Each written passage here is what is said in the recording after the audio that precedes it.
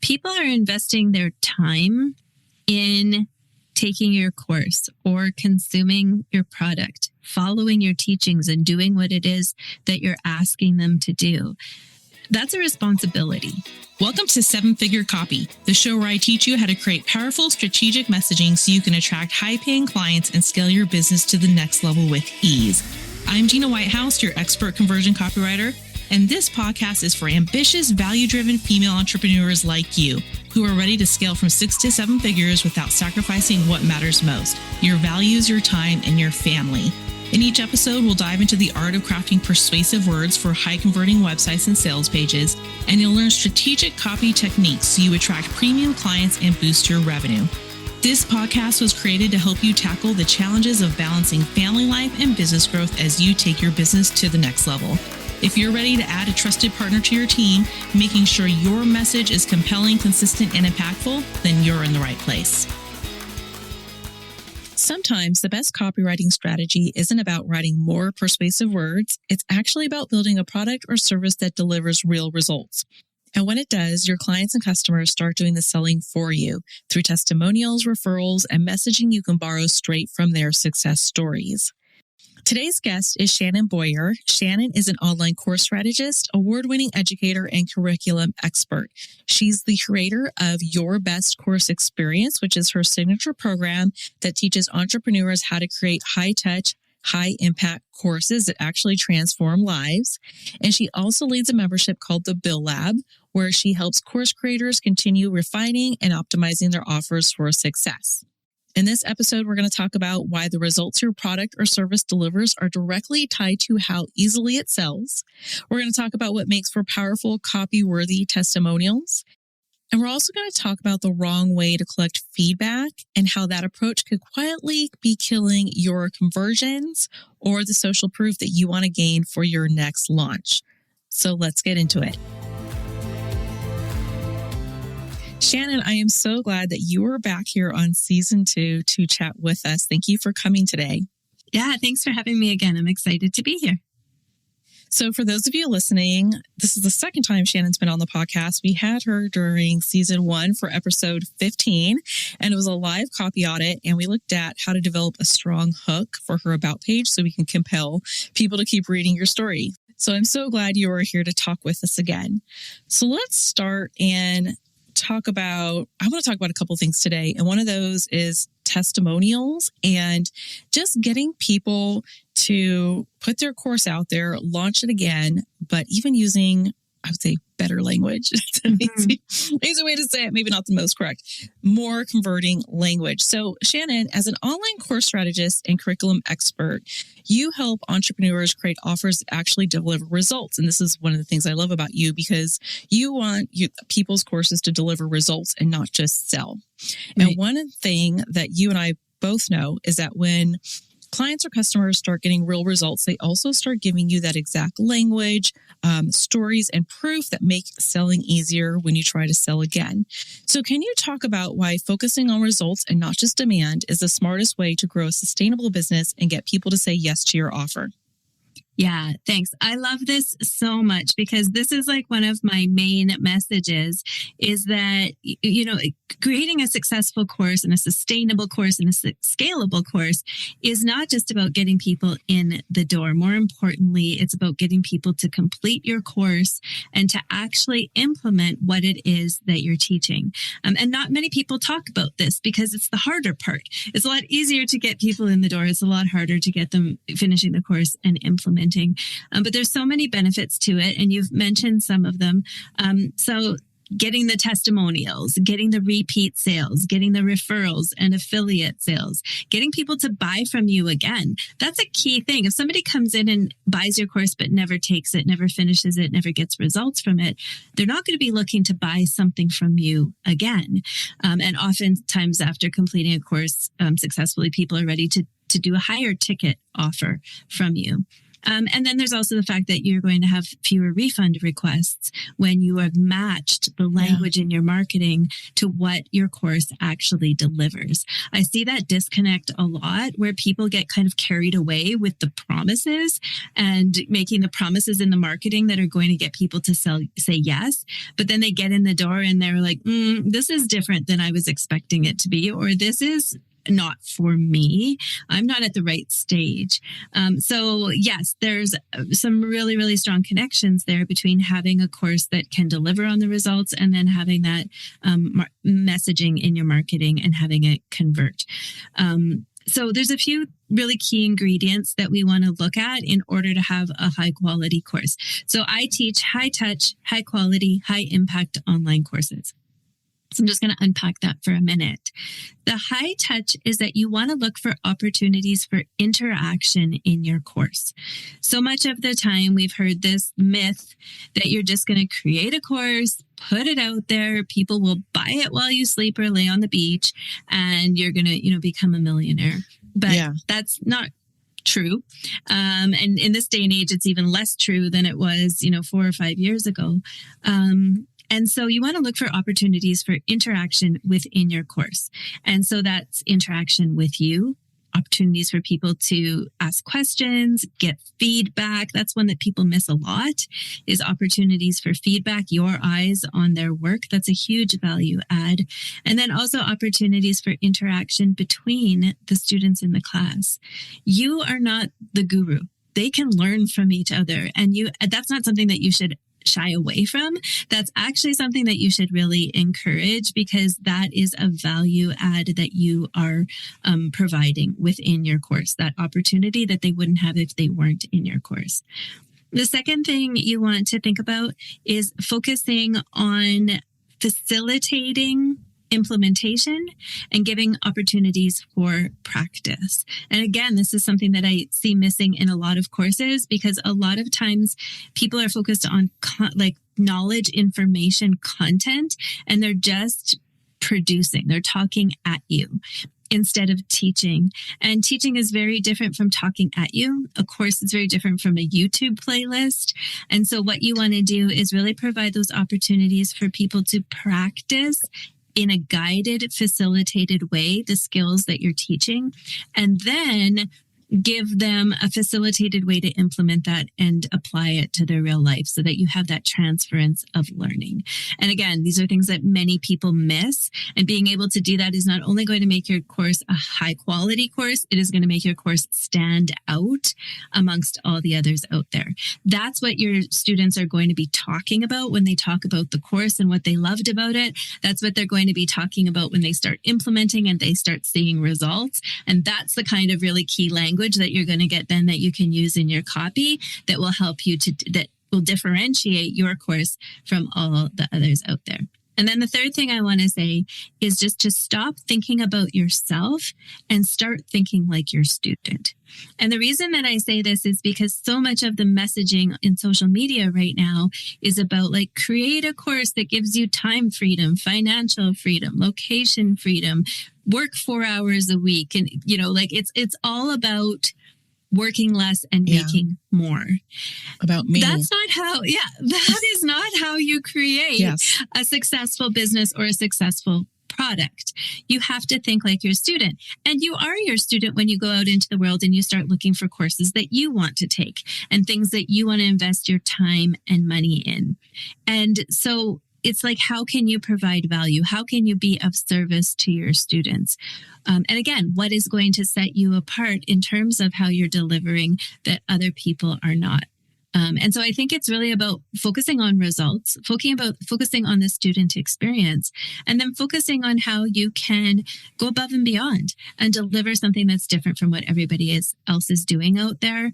And then that's how you're going to get the great testimonials and people saying amazing things about your course that then you can use in your copy when you launch again.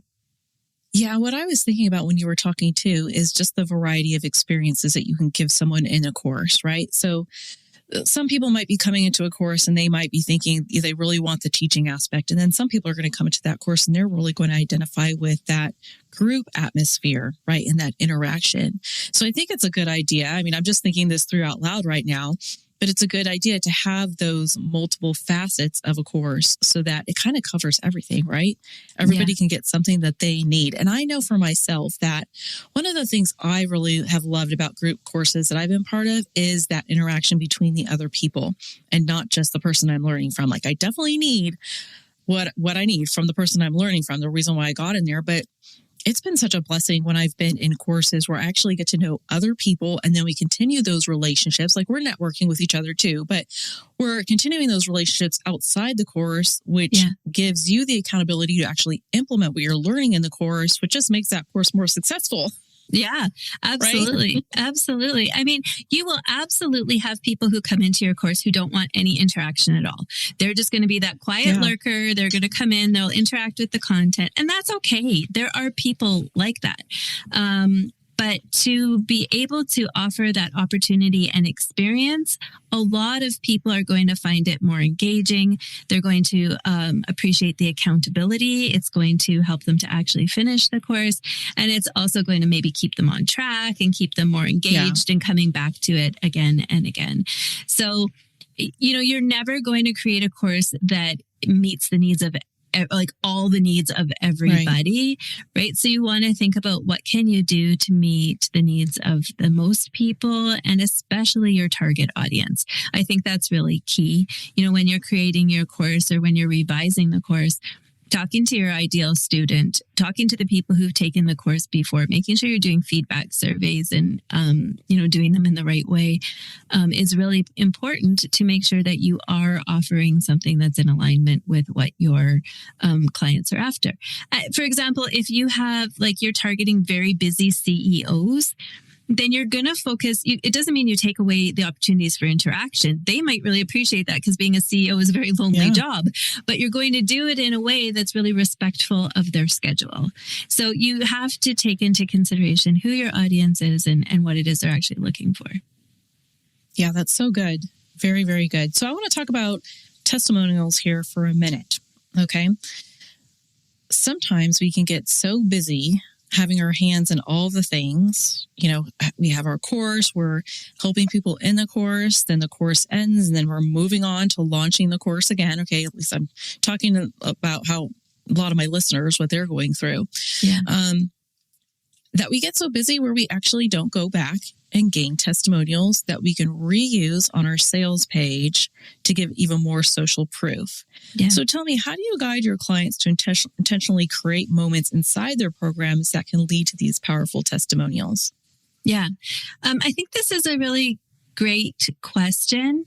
And I think that there are ways that you can do it that are really effective. And then I think there's ways that you can do it that are almost detrimental.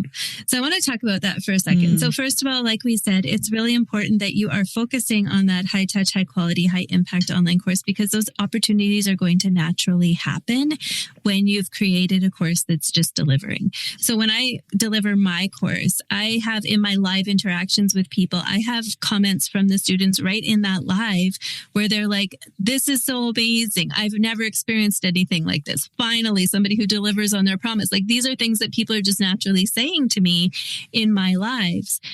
So what I often do is just reach out to them, sometimes right on the spot and sometimes quietly, privately afterwards and just say hey, thank you so much for that amazing feedback. Would you be willing to put that into a testimonial or could I use that clip in my social media or, whatever. So it's just kind of about keeping your ear open for those naturally occurring opportunities for testimonials. That's something that I think comes a little bit with practice and a little bit of confidence too, because it's sometimes difficult to do that.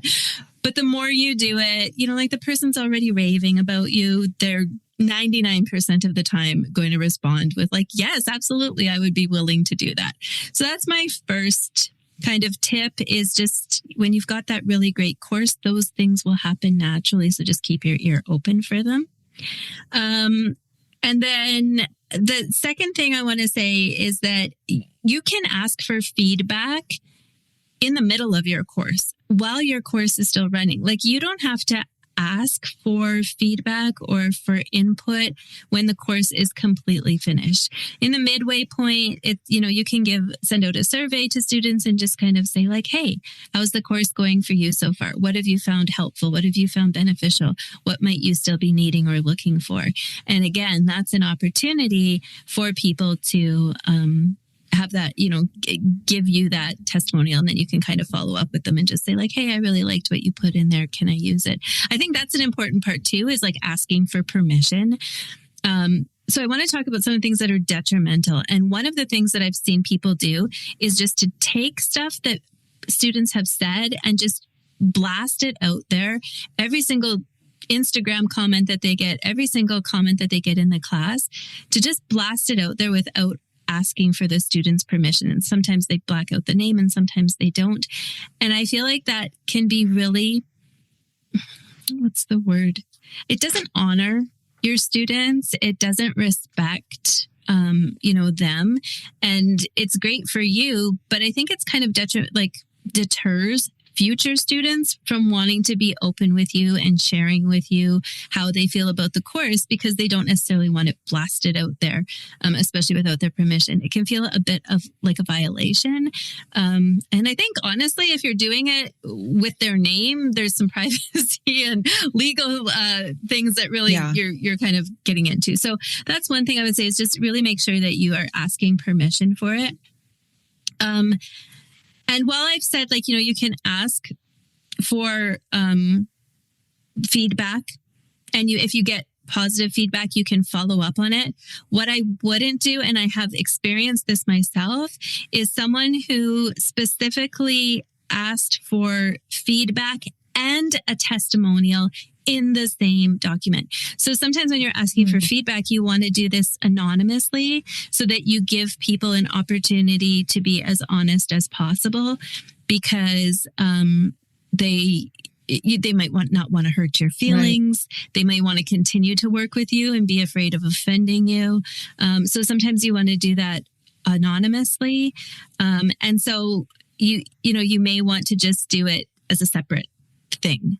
Like, here's the feedback. I want you to be critical. I want you to really tell me what you really think. And here's another opportunity.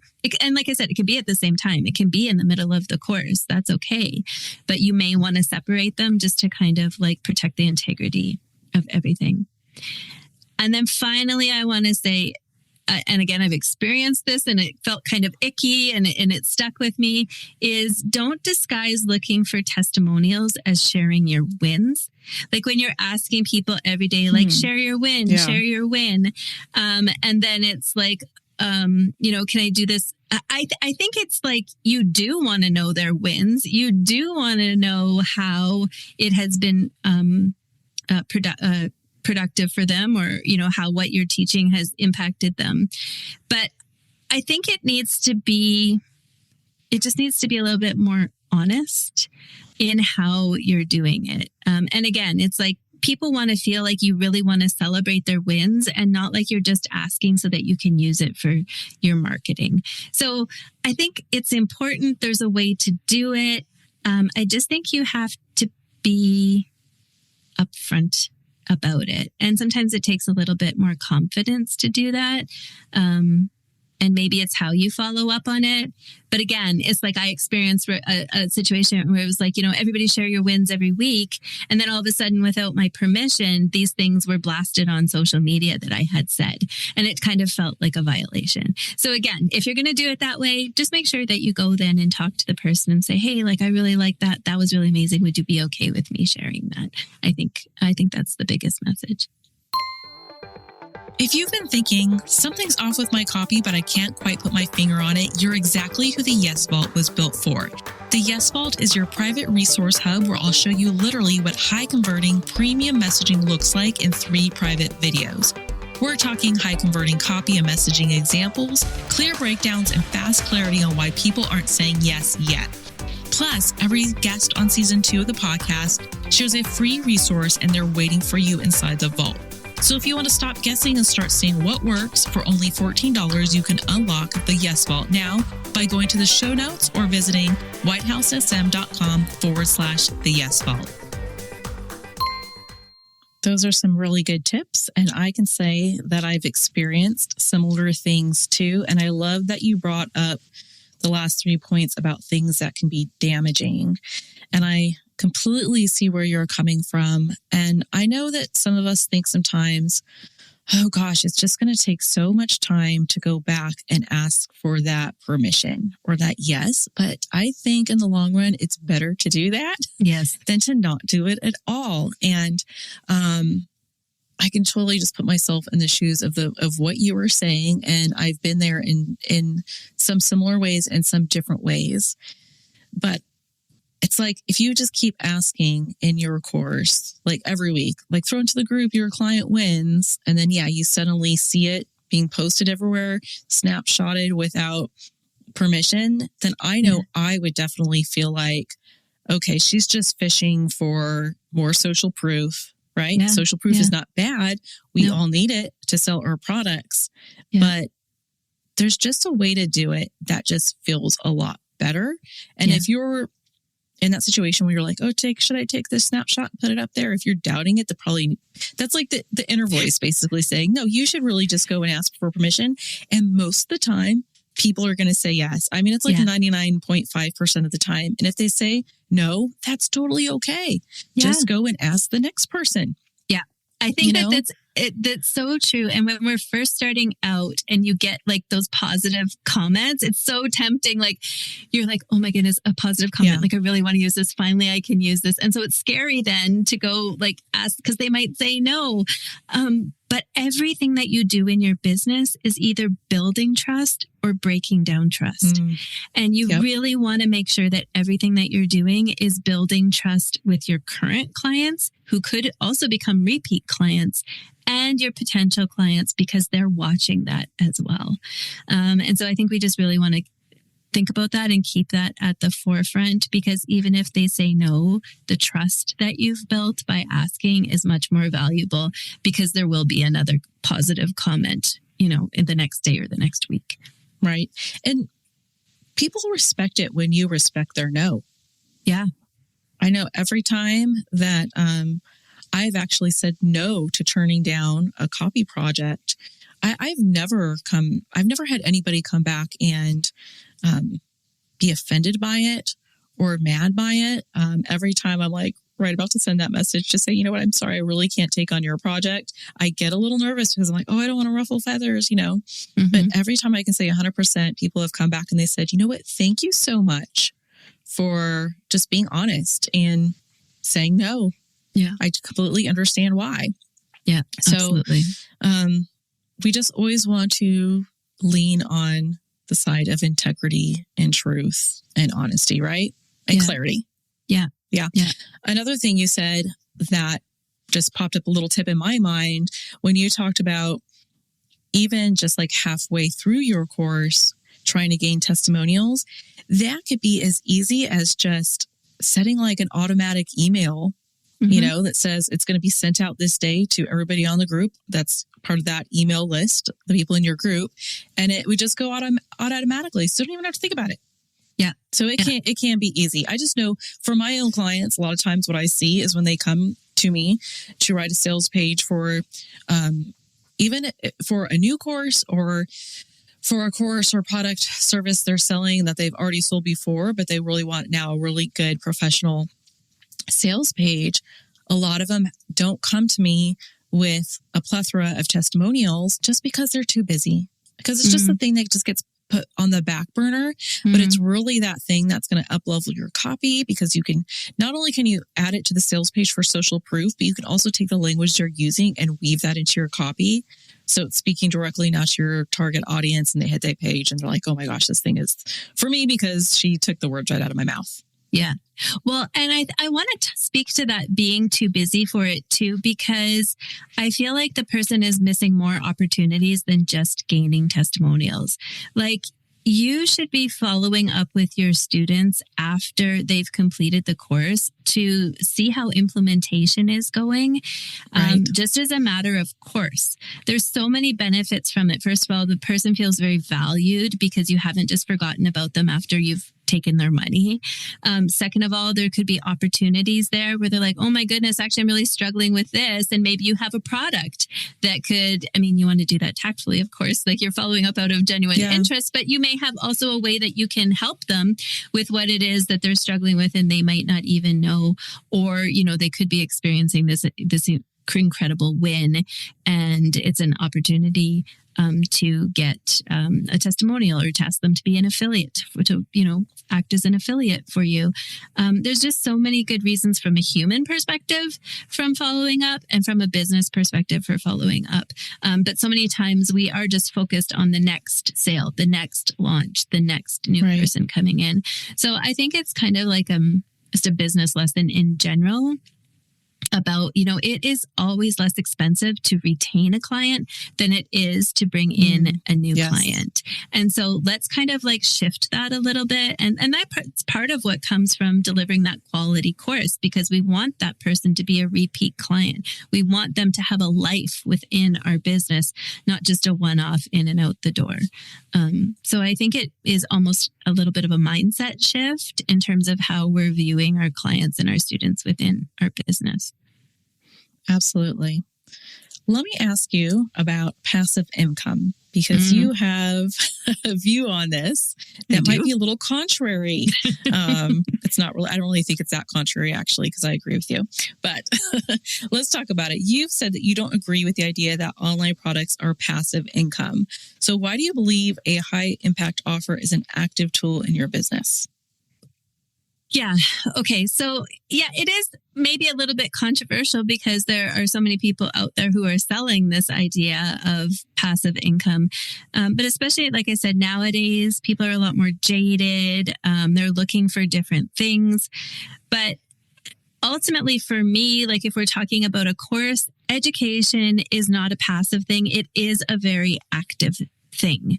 And it involves the discussion and the back and forth and the feedback in order for it to be really, like we talked about, that high quality interaction, that high quality course where people are going to have a transformation and have learned something that they can transfer into their lives. There is just a negotiation, a back and forth that's required in order to achieve that deep learning.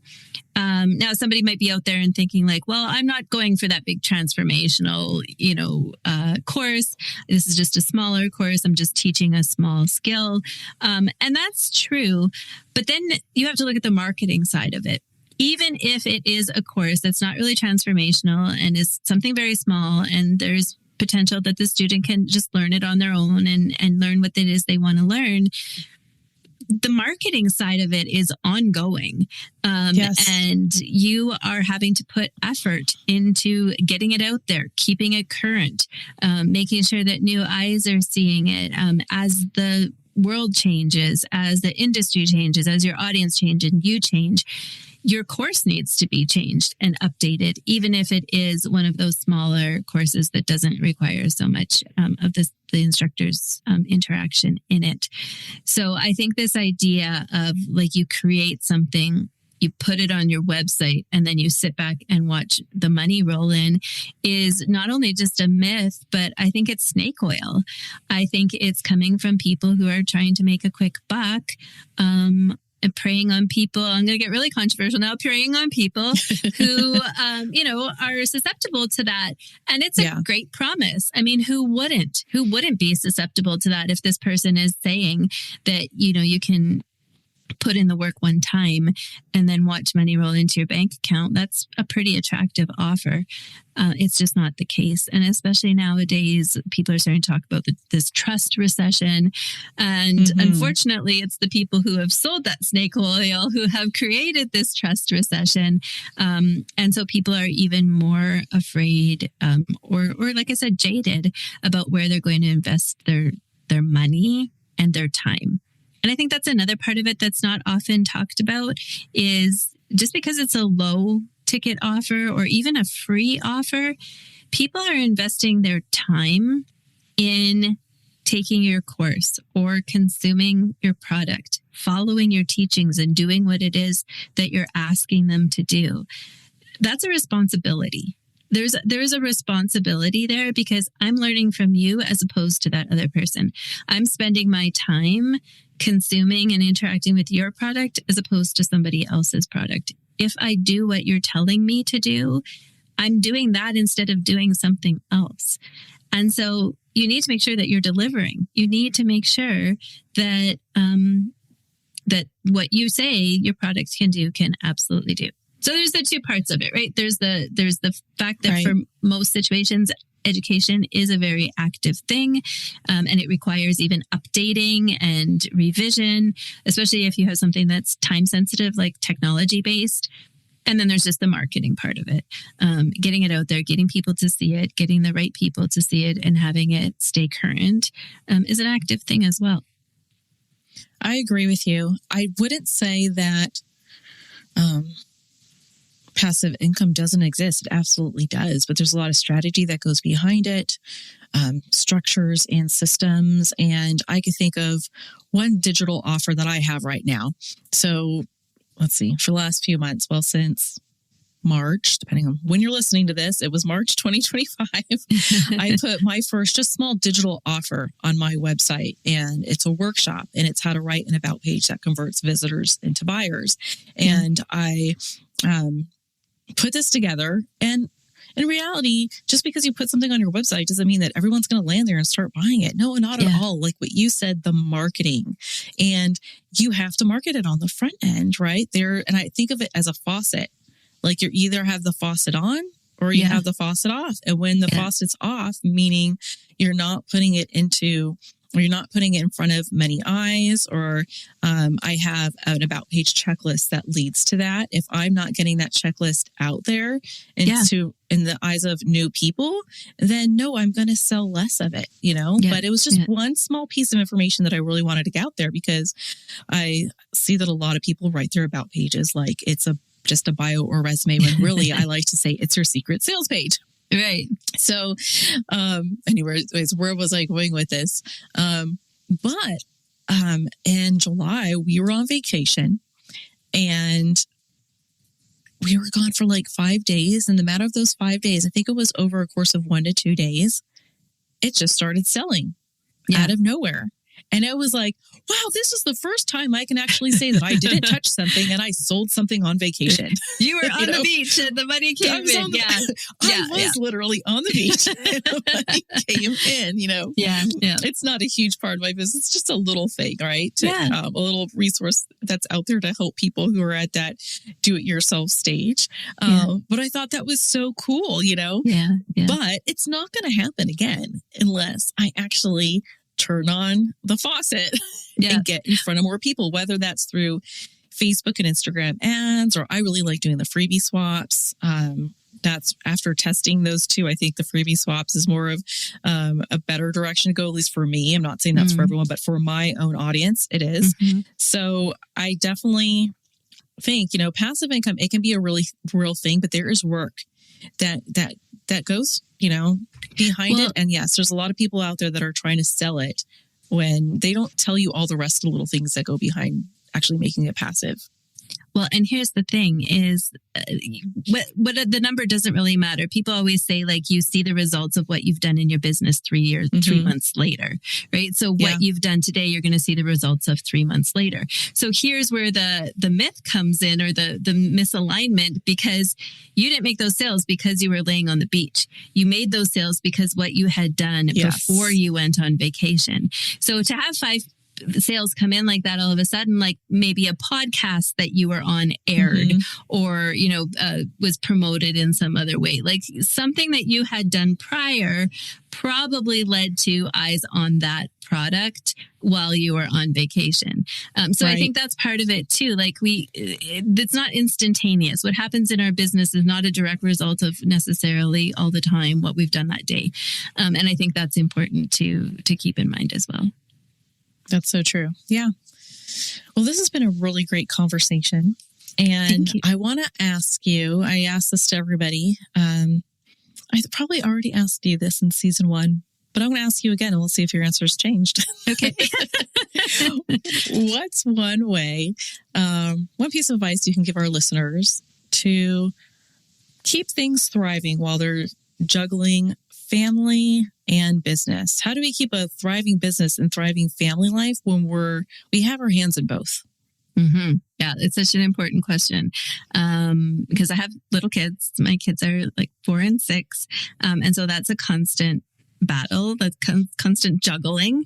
And I think for me, the most important thing is just to remember your why, to always remember why it is that you're doing your business, why it is that you went into this in the first place, into entrepreneurship, and to just make sure that, whether it's a high day or a low day, which you're going to have both no matter what stage of your business you're in, that's always at the forefront for you. And I find that really helps to kind of keep things on an even keel and keep me going when things get a little bit rough. But in terms of like how to actually manage the workload, of like the business and the family and all of those things, when you have somebody on who has the answer, let me know because I have no idea. Everyone has a different answer. I'm still trying to figure it out. It's definitely a challenge, but I just try to look at everything as, it's all seasons of life. And it's never going to be the same way for very long. And that's a good thing and a bad thing. And so I just try to focus on both parts.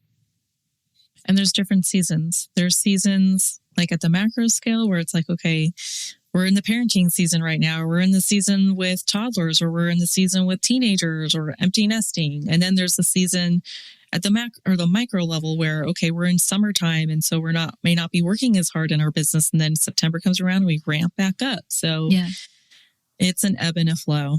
Yeah, absolutely. Well, tell us about the resource that you want to offer to our listeners.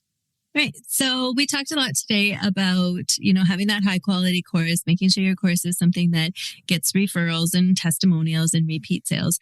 So the resource that I'd like to share is called 7 Things All Courses Must Have to Max Student Referrals. It's a guide and a checklist. It's not super long, but it is super informative and a lot of information in there where you can check off and see, does your course have these components, or is this something that you might want to spend some time adding to your course or enhancing in your course? Great. Well, thank you. I know that's going to be very, very helpful. And those of you listening, you can find that in the show notes, and you can also find it in the Yes Vault.